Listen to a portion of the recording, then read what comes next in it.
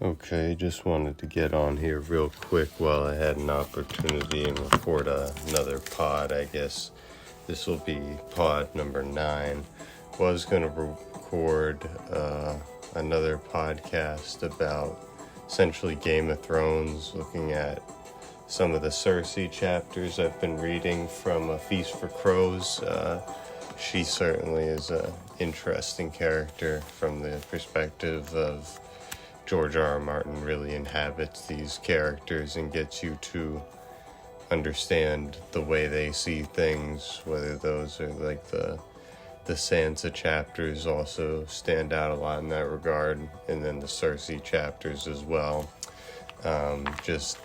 Understanding Cersei's, frankly, her madness, and it's been on full display in this book, and you can argue she's going through a similar grieving period to when Bran was pushed out the window in Catelyn, but that notwithstanding, her behavior is of her own variety, and it's deserving of its own video. So I'm planning to make something of a larger video for that, where I really go through the evidence in detail. I wish George R.R. Martin had the table of contents in his novels, but he doesn't, so it's hard to figure out where exactly her chapters are in the book when I'm going back to look. But like, one thing that just happened recently, and as a show watcher I know this like storyline essentially, but she just met with the new High Sparrow in the Sept of Baelor, and in there, the new High Septon basically, makes clear that he's not going to be trifled with, etc., and then gets some concessions from the Queen, essentially in return for forgiving the crown's debt to the faith, which is substantial. He agrees to support Tommen with, kind of ominously, with the warrior sons and all these various things, and of course Cersei agrees to it. And my general thesis in that pod is going to be essentially Cersei is insane, perhaps so insane that it's indicative that she's actually the daughter of the Mad King Aerys, because a lot of her behavior, from her behavior with Wildfire to her plans to build a new capital city on the other side made of marble, etc. She does a lot of things reminiscent of the Mad King, then also just characteristically is just bouncing from one thing to the next, whether it's sending the kettle back, trying to get that dude to sleep with Marjorie to separate her from Tommen, to her various plots and schemes. They're all seemingly somewhat short-sighted, and just like in this case with the High Sparrow, it's pretty clear that she's gotten a $967 some thousand debt forgiven, or gold dragon debt forgiven, and therefore there's a giant debt that's been forgiven, and she's now in the debt of the faith militant, and that's gonna obviously have negative ramifications for her, but she's pleased with herself. So that's going to be a pod, but I've been going on about that for long enough that I guess I wanted to get to the main point of this pod, which is going to be for pod 9, why I didn't end up watching the Celtics game that should have been broadcast on HBO. So essentially I saw an advertisement for this game during the Thursday TNT broadcast that I was watching the previous week, and it said that the game was going to be on, the Celtics versus the Nuggets, on Tuesday of the next week, and so I was looking forward to that, to be able to watch that, and then got the HBO app open to watch it, only to see that it was blocked out because the game was on Comcast on regular television for the Celtics, so that was just disappointing because I would have watched the game, or at least a substantial portion of it, but I ended up not watching because it wasn't easily available. And I think whether it's this or other things, these sports leagues that have these blackout games, I know I used to experience this all the time going to school in DC and being a Boston sports fan. You'd wish that these sports leagues, with the amount of money they're making, would try to make it as easy as possible to watch their games. But so that was just a quick little thing to start a conversation, because I have kind of two basketball points to get to, and then I guess football point. But one of the basketball points, and I guess it's better to start here, and this is generic sort of conversation for basketball, but I put together a top 20 list of NBA players all time just because I was curious to put together my own list, because I kept seeing people saying, oh, is Steph Curry a top 5 all-time player? Is Kobe Bryant a top 5 overall player? Is Kevin Durant, where does he rank? What about Jokic, guys like Giannis, etc.? So I wanted to put together my own list just because I have mild opinions on this. I don't have the sort of violently political opinions some people seem to have, where they're an adherent of one faction in the conversation. But I am a Jordan adherent, watched all the SI videos for the 90s growing up, so he is essentially basketball in my opinion. But if I was going to give my top 20 list and then give a few justifications for it, it would go number 1, Michael Jordan; number 2, LeBron James; number 3, Kareem Abdul-Jabbar; number 4, Bill Russell; number 5, Magic Johnson; number 6, Larry Bird; number 7, Wilt Chamberlain; number 8, Shaquille O'Neal; number 9, Kobe Bryant; number 10, Steph Curry; number 11, Kevin Durant; number 12, Hakeem Olajuwon; number 13, Tim Duncan; number 14, Nikola Jokic; number 15, Giannis Antetokounmpo; number 16, Jerry West; number 17, John Havlicek; number 18, Dirk Nowitzki; number 19, number put for 18, Moses Malone; number 19, Dirk Nowitzki; number 20, Kevin Garnett. So this may actually take some reordering. It's not as well put together as it should be. It did put together a top 10. Kind of interested to discuss it a bit, because I think a lot of the top 10 from my standpoint is pretty locked in as far as the current time point is concerned. So Michael Jordan, I don't think there's a debate for number 1, so let's move on. Number 2, I would put LeBron, just seeing the totality of what he was and has been. Is then Kareem, just because championships combined with MVP kind of talent, best player in the league for a long time, playing in the 80s with Magic, etc. Bill Russell for a number of championships and defensively controlling the game in his era, winning 11 championships in 13 years, pretty remarkable. Magic Johnson being the best player of the 1980s, other than maybe Kareem, and winning 5 championships. I think that gives him that nod over Larry Bird, who I think is number 6, because 3 championships with the 3 MVPs in a row while Johnson was in the league. It's pretty clear he's on this list at a very high point on this list.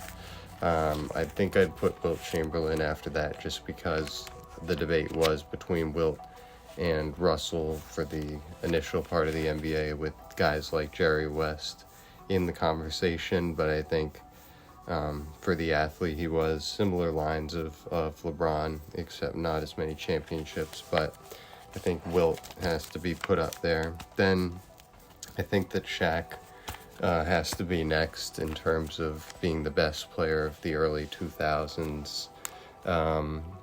Him and Duncan were kind of going back and forth, but I think we can safely say that Shaq was better than Duncan, even if you can make certain quantitative arguments for Duncan. But and then after Shaq, I think it's appropriate to then put Kobe number 9. So I see a lot of conversations where people put him top 5, and I think that's just historically ignorant. You just don't you don't know the math if you're making that argument. So I think his proper place on a list like this is more.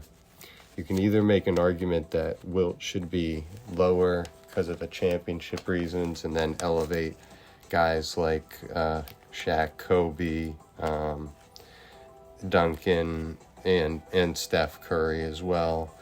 But for me, I think putting Kobe behind Shaq makes sense in terms of at their peak. I think Shaq was the better, more dominant player, but you can certainly make a case for Kobe being the best player in the NBA for quite a number of years until LeBron sort of took that over, and that's why LeBron is clearly ahead of him.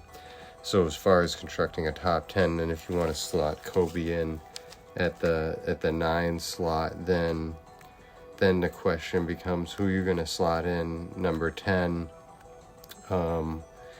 I think actually I can reform this list a little and put Hakeem Olajuwon top 10, and that's good, and I think that makes sense because of the importance of centers during that era of the NBA, how important he was to winning 2 championships, playing for a third against the 86 Celtics, and etc. I think you look at his career defense, all these sorts of things, and you say he only didn't win more because he wasn't as good as Jordan, but that's not even because he ran through Jordan a bunch in the finals and lost. That's just circumstances of him losing the Western Conference Finals in different points. So I feel good about putting Hakeem number 10, so that's I would fix that up a bit. So Kobe, then Hakeem, and then I think you have to discuss whether basically you want to put Tim Duncan ahead of Steph Curry. I think there's an argument to be made for that, and there's an argument to be made to put Duncan ahead of Kobe even potentially. So with that in mind, I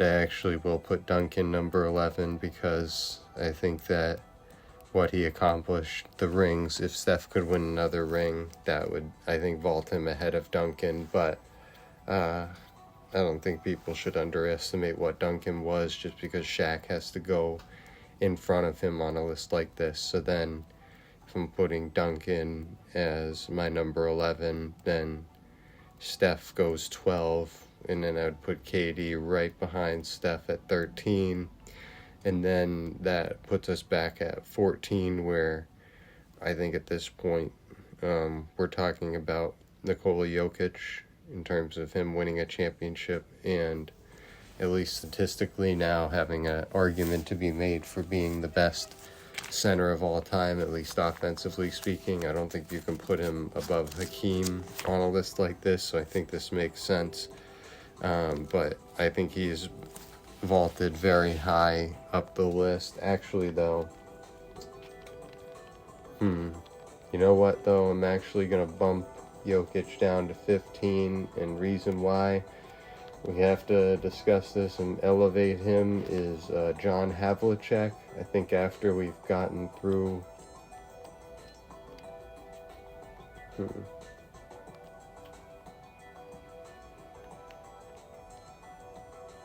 yeah, you know what, just to not shake up the list too much from where it is, we'll just put Havlicek at 14 instead of bumping him all the way up to 11 or 12, because I don't know if people understand how many championships that dude won or what a kind of an athlete he was, but I'll leave that to the side and put him at 14, then have Jokic after him. Just totality of what Havlicek did, you could arguably put him ahead of, I think you could definitely put him ahead of Steph and KD if you want to make that argument, but you could make the argument the other way around.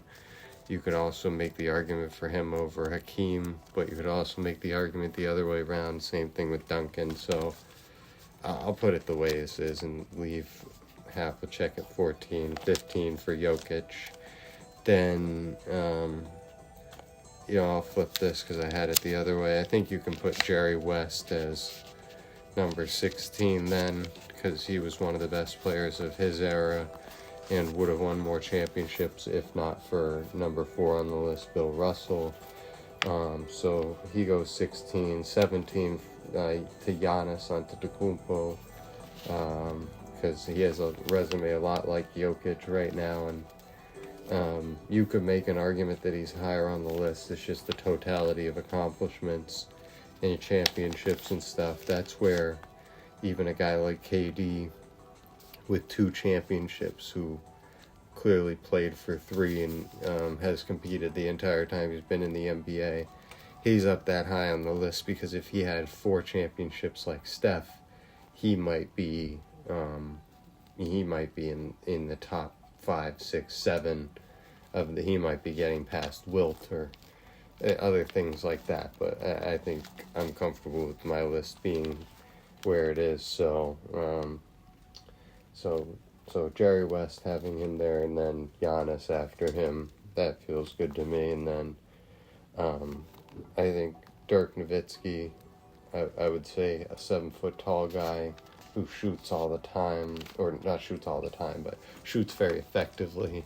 That's a large part of the premise of why Kevin Durant really needs to be held in very high regard as the player that he is. And then Dirk even playing a position up from that as far as a small to power forward for most of the career. Maybe not in defender, but I think for winning the championship in Dallas, the way that was won over LeBron and them, that secures him in the spot right above Kevin Garnett. And,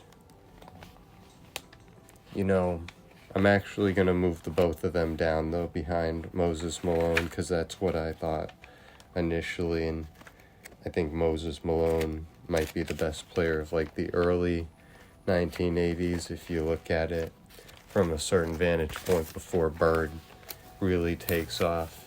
So then, if I'm rescoring this list, just to make sure I actually have it in a numerical order. So number 1 is Jordan, number 2 LeBron, number 3 Kareem, number 4 is Russell, number 5 is Magic, number 6 is Bird, number 7 is Wilt, number 8 is Shaq, number 9 is Kobe, number 10 is Hakeem, number 11 is Duncan, number 12 is Steph, number 13 is Kevin Durant, number 14 is Havlicek, number 15 is Jokic, number 16 is Jerry West, number 17 is Giannis Antetokounmpo, Moses Malone, number 18, number 19, I won't flip it. Number 19, Dirk.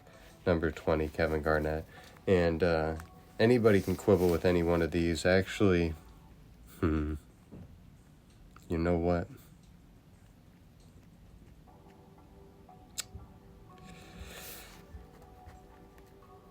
I'm going to give an honorable mention to Dwayne Wade, because he was the best player in the NBA for at least 1 year, and he won 3 championships. You know what?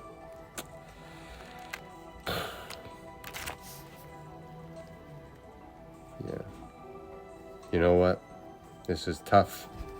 I'm going to bump Dirk, and I'm going to move D-Wade to 19, 20, Kevin Garnett.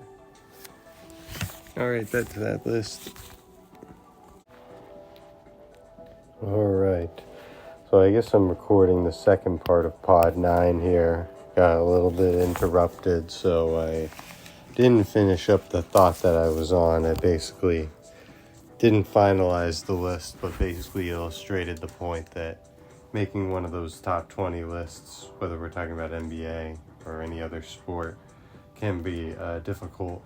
So I created a sort of slightly parallel list of quarterbacks in the NFL to discuss briefly, to kind of show why when you're making these lists these days, it's just going to become more and more difficult with the greater accumulation of information over time, that you're going to have probably bigger lists and stop talking about top 5s and top 10s and really get into 15, 20 range sort of lists. But just to kind of establish what I mean by that, and I'll do this before the quarterbacks thing, because I think it's certainly interesting to talk about who the top 20 NBA players of all time are, because like I got to at the end, you can have your debates about a guy like Dwayne Wade and how high does he belong on a list like that. Does he really belong up alongside of players like Jerry West or a John Havlicek?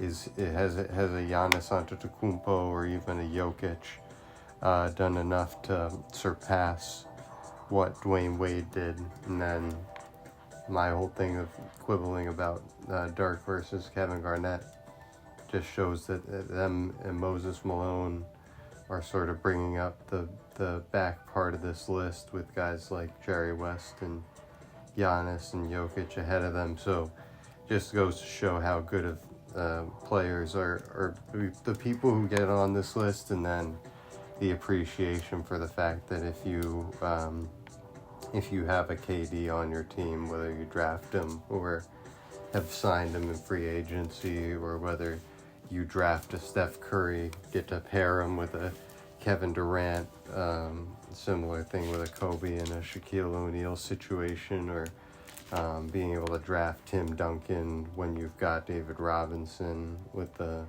Spurs, or I guess the other one would be Magic getting the benefit of playing with Kareem for a long time. That's also similar. But these lists become difficult, and then you run the risk of leaving out any particular player that somebody's going to get in their feelings about the fact that they're left out. And I feel like I'm going to do that next with this quarterbacks list. So, but to stay on the theme of basketball real quick, I guess, wanted to discuss something that I think is an interesting thought exercise at this point in time. Just the beginning of 2025, talking about Celtics history, and the fact that if you look at it, I think based on my top 20 list for the NBA overall, it's pretty clear that Bill Russell has to be number one on the list of top 10 Celtics, or plus 10, but he's number one, and then Bird is after him because that level of greatness. And then I think you would then put a guy like Havlicek right after that and put him as a secure number 3 all time. And then the list becomes interesting, because then you can get a little more historical, or you can get a little more prisoner of the moment sort of situation with your list, especially with two players in particular, which is what kind of motivated this thought in general. But thinking about Paul Pierce and Jason Tatum, Paul Pierce being one of the premier players from when I was growing up, and being a Celtics fan, he was the premier player. And when they paired him with Kevin Garnett, formed one of the best trios of all time with them and Ray Allen. So I think anybody can recognize that Garnett was the superior player as far as overall on an all-time list, and therefore I think you would put Kevin Garnett ahead of Paul Pierce, even though the totality of Pierce's Celtics accomplishments were clearly greater, because he had all of basically Garnett's accomplishments and more for the extra time he spent there. But I think it's pretty clear that Garnett was the best player, and that's not a diss at all to Pierce. It's what transpired to get them to that championship. And so, you think about a guy like Pierce, and I think in a lot of franchises he'd be in the discussion for best player in the history of the franchise, kind of like on a Dominique Wilkins for the Atlanta Hawks sort of situation. But then you really think about it, especially on a team like the Celtics or potentially the Lakers for this as well. A similar thought experiment could be done for pick your player. But when you look at Paul Pierce, putting him on this list, so I've started Russell number 1, Bird 2, Havlicek 3, Kevin Garnett 4, and I don't think that can really be disputed in terms of what my opinion is based on what my top 20 list is and trying to be consistent with my opinions. And then after that, I think that after that, in terms of Celtics history, then you got to get historical. You got to point to, I think, Sam Jones, honestly, for being the number 2 player and the number 1 scoring option on all of those teams with Russell. And then I put Cousy at 6, Bob Cousy right after that, because he's the point guard for a lot of those teams. So you can quibble with that. And then thinking about Jason Tatum, there's some way you could argue that Tatum, especially if he can sustain what he's doing, has already even vaulted ahead of Garnett on this sort of list, and that shows how great Tatum is. But I think you look at it historically and you'd say Sam Jones did even more for the Celtics than Pierce did, and that's not dissing Pierce for a lack of championships. It's just commenting on how many Sam Jones won, and Cousy, etc. And it kind of sweeps into the whole opinion of why I would put Russell ahead of Bird on a list like this. So I think that's appropriate. And then after that, I think then even before you get to Pierce, frankly, you've got to go to Kevin McHale, because one of the great power forwards of all time, and other than Garnett, I think the greatest power forward in the history of the Celtics. And so for what he was during the Larry Bird era, I think you've got to have him there. And then I would argue that Robert Parrish goes right after him for being on those teams, numbers of championships won. It starts to get a little bit quantitative. Then for my number 9, I would just put David Cowens, because of how much he did during the 70s for the Celtics, helping them win 2 championships during an era where they could have easily won none, and then that would have had an effect on the long term, how they view the franchise, number of championships won. So for him going up against dudes way bigger than him, etc., and all the rebounds, put Cowens up high on that list. Then Dennis Johnson, who could potentially even go higher. But when you're talking about an all-time NBA list versus an all-time Celtics list, that's where it starts getting divided, of his Seattle accomplishments versus his Boston accomplishments. So I definitely would throw him number 10 on this list for all of those things. And then right after that, I think then you start to talk about Paul Pierce, and that's number 11 on that list. So that's just to demonstrate that, being on that list is putting him amongst the great players of all time. And then I would argue that Jason Tatum is right now just behind Paul Pierce and has an opportunity to surpass him legacy-wise, just in terms of if he wins more championships, because that's how a list like this tends to break down. I think we can say Tatum's probably a better overall player than Pierce was, although I thought till last season that Pierce always had a slightly better drive as far as being a player was concerned. The motivation with which he played, I always liked Paul Pierce's game and the way he played it, and that's probably because him and Allen Iverson and Michael Jordan are like the top 3 dudes who influence the way I watch and look at basketball. And shout out to Gilbert Arenas as well for also being pretty influential to the way I personally saw the game of basketball. But again, I think when you're talking about Paul Pierce, one of the issues is given the level of greatness that he did achieve, which I think if he was playing in the modern NBA, there's no doubt he'd definitely be as good, if not greater, in this era than he was in his era. So whether quantitatively there's a slight bit of inflation to like the scoring numbers that happen these days for offensive strategy and all that, I definitely think you could make a serious argument that I'd say after basically either Kuzi or McHale, you can start to make an argument for putting Pierce up at those points, given how long he played in Boston, winning a championship that mattered, being the finals MVP, so being the best player on that team, even though we know Garnett was the best player, but the leader of that team.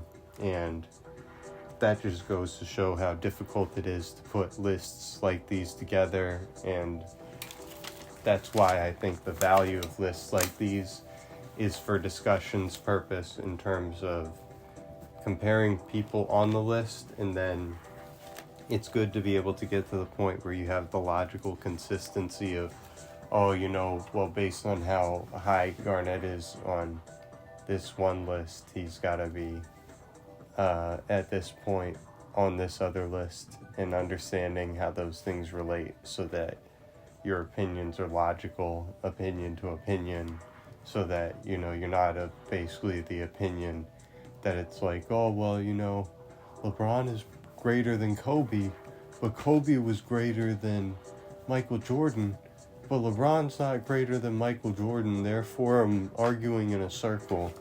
In order to avoid that sort of thing, it's just interesting to be able to look at things, and you have to look at it all in perspective of being able to at least put together a tentative list, and then kind of like I did in the first segment, you futz with it a little bit, and you have your arguments. You say, is Kobe Bryant the 9th greatest NBA player of all time? Does that make sense? And if I say that, can I make the arguments for why he goes ahead, let's say, of a Hakeem or a Duncan?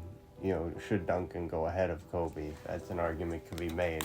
I don't know how many people are going to make that argument. I might be one of the only people who would make that argument. So in deference to that, you kind of defer to the opinion that sort of exists and adjust to it a little bit. But putting those lists together is very interesting, because then again, where does Tatum fall in on a list like this? How high did he vault himself up that list by winning one championship? Arguably by being a Celtic, he didn't vault himself up very high, because on this list I have him under JoJo White at number 13.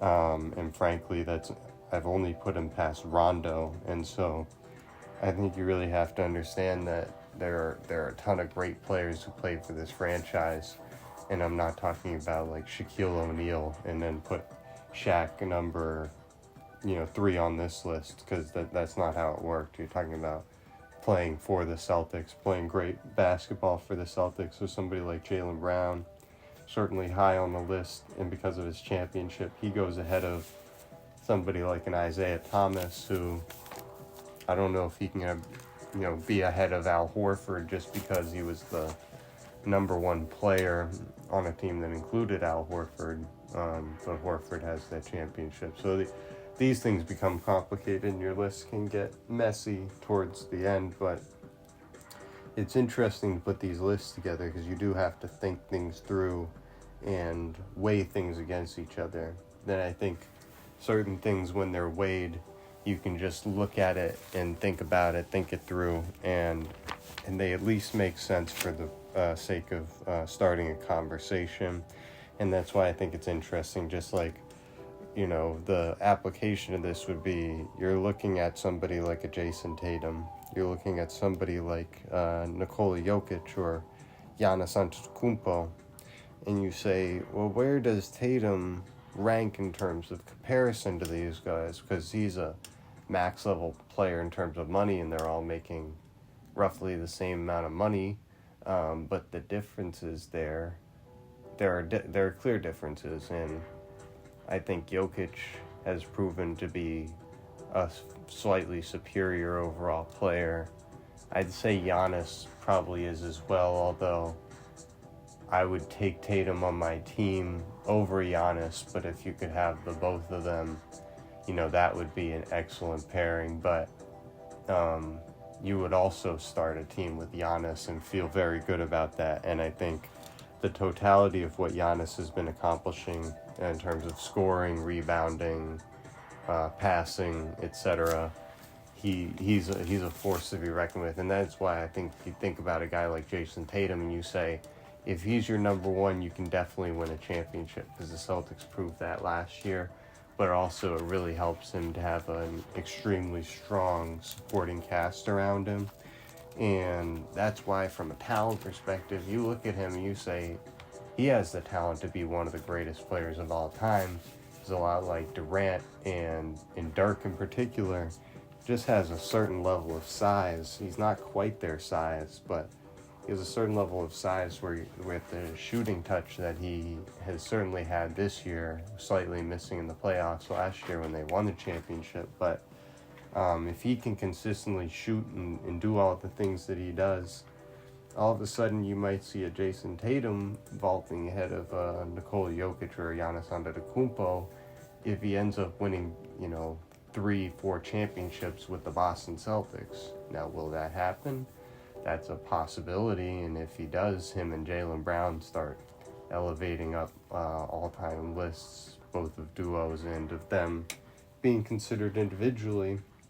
But that's what's so interesting about putting these lists together, is that it's challenging. You have to think it through, and you want to have consistent opinions. So to go over that Celtics list again, that'd be number 1, Bill Russell; 2, Larry Bird; 3, John Havlicek; 4, Kevin Garnett; 5, Sam Jones; 6, Bob Cousy; 7, Kevin McHale; 8, Robert Parrish; 9, David Cowens; 10, Dennis Johnson; 11, Paul Pierce; 12, JoJo White; 13, Jason Tatum; 14, Rajon Rondo; 15, Jaylen Brown; 16, Al Horford; 17, Isaiah Thomas, and then I could keep going, but I'm not gonna bother with that. So that's a set of lists right there. And then just to have one more list to sort of cap this and take, I guess, in a slightly different direction, but to just show the broader scope of how these opinions can be applied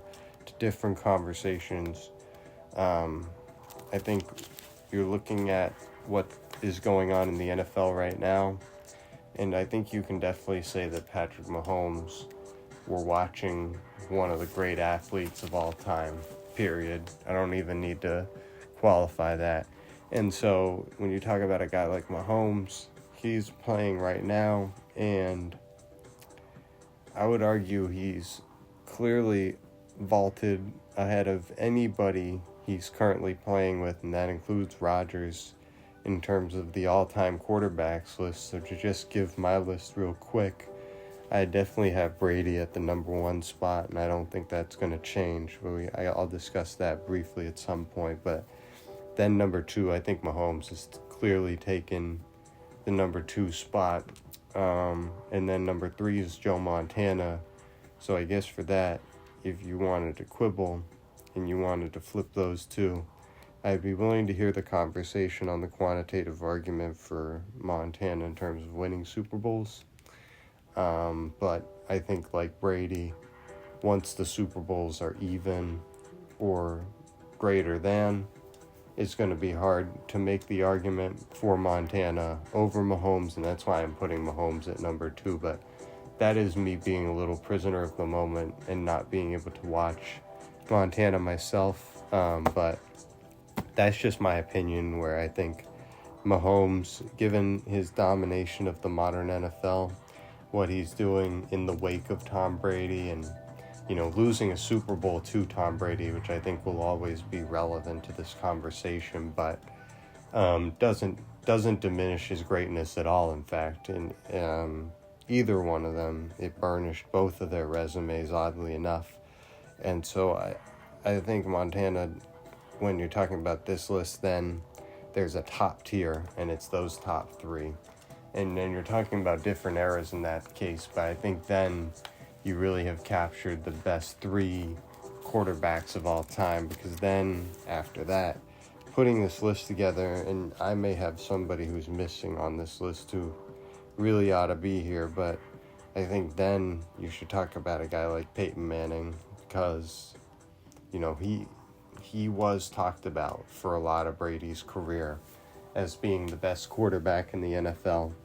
Now, I never felt like that was the case, but people disagreed, and so you have to take that into account, what he was able to accomplish, winning a Super Bowl in Indianapolis, and then winning a second Super Bowl, not the driving force behind that second Super Bowl, so that factors in, but still won a Super Bowl, the accomplishments, etc. Peyton Manning, we all know him, we all understand the level of greatness there.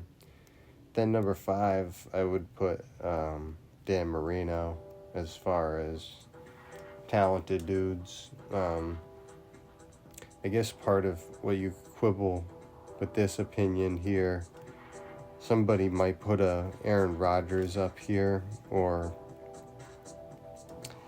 potentially a Brett Favre or somebody like that, and elevate them high up on the list and talk about their Super Bowl and mention the fact that Marino didn't win one and have that be relevant to the conversation. But I think I'm going to leave Marino at 5 and just trot along here. The next one is Elway at 6, 2 Super Bowls and talent off the charts. Just going to leave it at that. Johnny Unitas, just because to throw him on the list, because I know there's other dudes like, Otto Graham that I guess you can throw on a list like this, Sam Baugh, whatever, but I'm going to, keep to what I know, honestly. So the next person I put on this list, honestly, and this might be controversial because talent-wise, maybe not, but I'm going to put Terry Bradshaw at number 8 because that man won 4 Super Bowls. You know who can say that at any point on this list? The name stops at number 3 with Montana, so that has to be taken into account. And then I think I would put Ben Roethlisberger right after Bradshaw as being the second greatest Steelers quarterback, and I think the best quarterback of the Brady-Manning era that wasn't either of the two of them. And I think you can make a serious argument, I think I personally would, that Roethlisberger was the quarterback you feared more game to game, playoff game, etc. But I think it would be hard to argue that he was greater than Peyton Manning. But I think an argument can be made, and that's what's interesting. But Super Bowls, lost the Super Bowl, but winning Super Bowls, leading Super Bowl winning drives, high-powered offenses, Ben Roethlisberger, I think he's the top 10 quarterback of all time.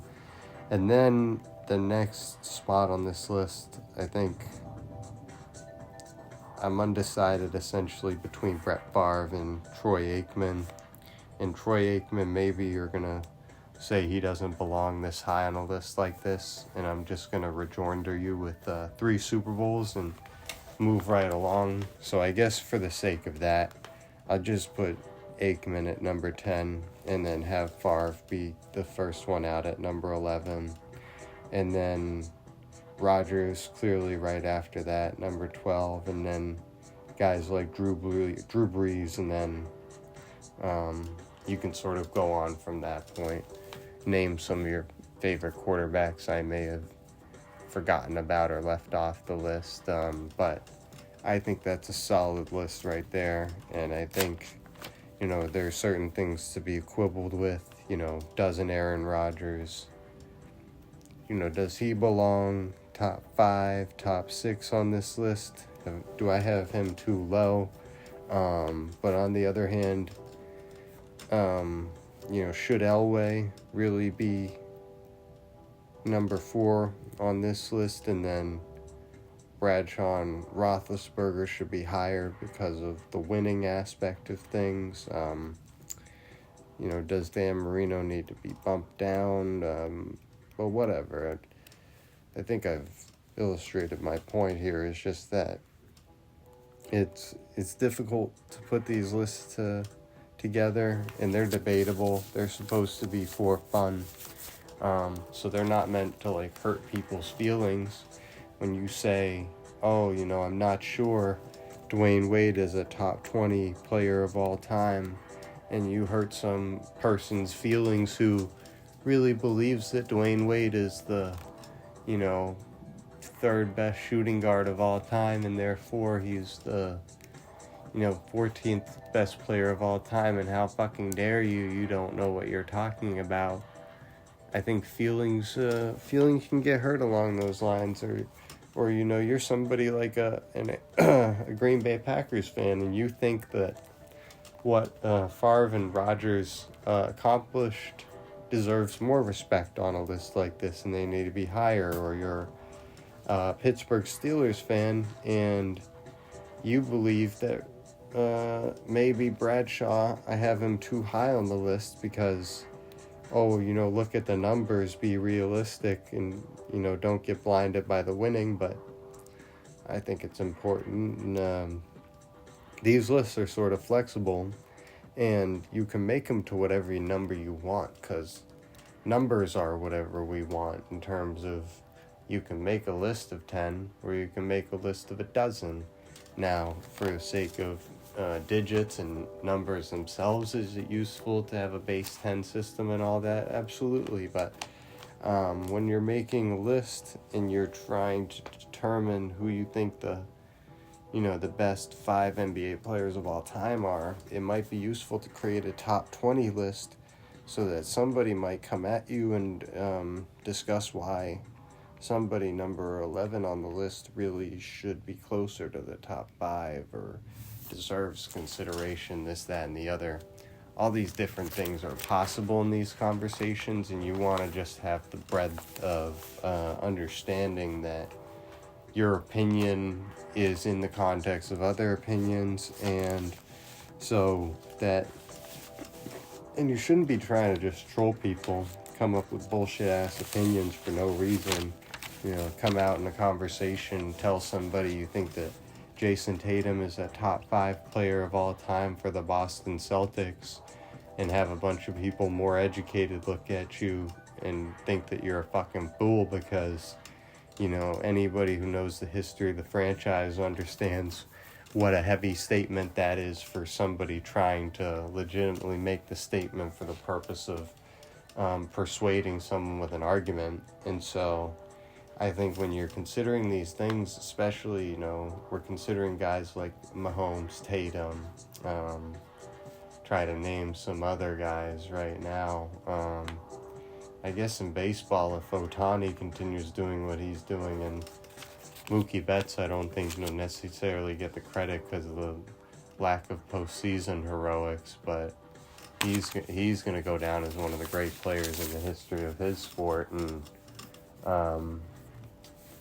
in basketball right now, I think I've already mentioned that we've got Jokic and Giannis and Tatum, and Doncic could theoretically make his way onto a list like this, absolutely, in terms of top 20 NBA players. How many championships will he have to win to approach a top 15, top 10?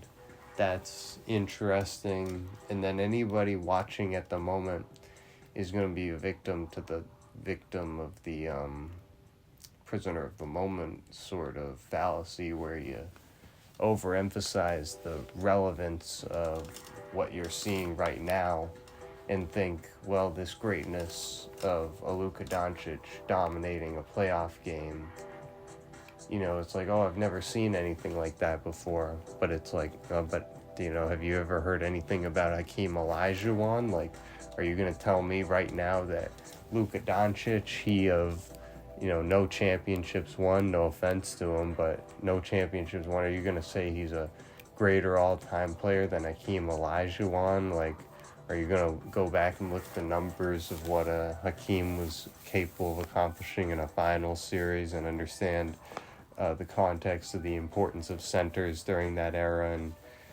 the accomplishment of Hakeem beating a young Shaquille O'Neal in the NBA Finals like a drum? Like, are you ready to have a conversation about, let's just say, you're looking at a guy like Jokic or a guy like Giannis, and you are tempted to say that they're already top, 15, 10 players in NBA history. Just look at their impact. Then it's easy to make the prisoner of the moment argument and say, let's put it in context. But then if you put it in some context and you say, well, they are elevating themselves up these lists, but who do they go ahead of, and who do they have to remain behind in this sort of metaphorical sense until you've really sorted things out? I think it's interesting because, I look at a guy like Giannis as a Celtics fan, and I think when he's rolling, there's nobody better than him. And that's sort of the real defining trait of a modern NBA superstar. It's not even that they're the best player in the league, because there's a lot of guys you could say that about. But it's just somebody that night to night you can say, they're going to be the best player on the floor, and they're going to clearly distinguish themselves from everybody else. And I think, guys like Paul Pierce, the reason why you can talk about their all-time greatness is the fact that if Paul Pierce go to battle with a guy like LeBron James and win some of them matches, you know what I'm saying? That matters. That shit is important when you're trying to consider their all-time, place on lists and et cetera, et cetera. And I guess sort of the final thing to say here to conclude the point is just that you don't make these lists to hurt people's feelings. That's not the point. You shouldn't be making an all-time NBA list to piss off LeBron James fans. Be like, I put Michael Jordan number one. I'm making the LeBron stans angry. It's like, even if somebody believes that LeBron is the best player of all time, you can combat them with simple logical arguments. You know what I'm saying? It's easy. Like, you just make simple arguments about, can he really be considered greater than Jordan if Kareem is essentially so close to him individually as a player, and then you consider somebody like a Russell, and if you look at things a certain way, if you're team-oriented, then you would definitely put Russell ahead of LeBron. And just considering those in context, then you'd say, well, clearly then we're already of the opinion that LeBron is a tier below Jordan, just in the sense that those same considerations don't come up when you're considering Jordan. You don't consider, the relative team success as against Russell, even though Russell's the greatest winner in NBA history. Clearly, in terms of individual impact, era to era, things in context, Michael Jordan doing what he did there's a clear reason why he's the number one overall player. And so saying that LeBron is not a shot at LeBron, I think it's frankly reality of looking at these subjective opinions of list making and things like this. But these lists are subjective, and that's it. Thanks.